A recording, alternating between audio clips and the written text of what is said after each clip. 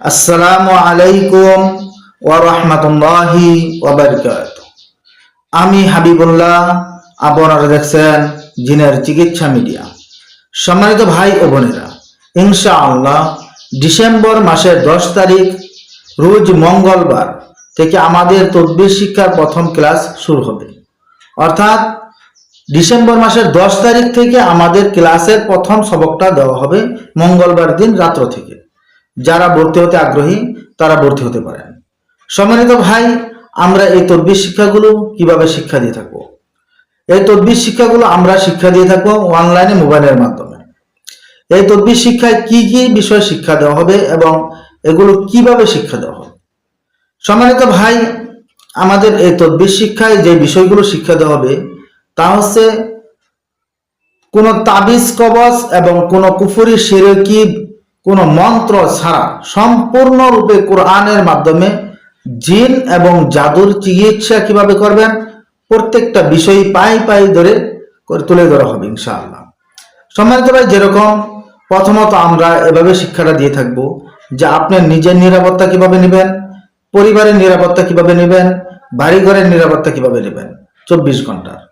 দ্বিতীয়ত আমরা যেভাবে শিক্ষাগুলো দিয়ে থাকবো যে একটা রোগী যদি আপনার কাছে আসে, কথাটা খেয়াল করবেন কি বলতেছি, একটা রোগী যদি আপনার কাছে আসে, ওই রোগীকে আপনি কিভাবে যাচাই করবেন যে সে জিনের রোগী না জাদুর রোগী না সাধারণ রোগী।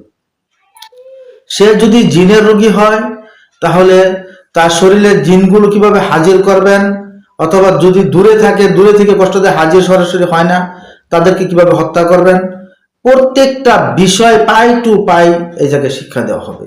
যদি কথার কথা এরকম পুরাতন কিছু জিনের রোগী হয়ে গেছে যেগুলো শরীর থেকে যাইতেই চাচ্ছে না, ওদেরকে আপনি কিভাবে বাহির করবেন, কোন সিস্টেমে বাহির করলে তার পরবর্তীতে আর আসবে না, এই বিষয়গুলো এই জায়গায় শিক্ষা দেওয়া হবে।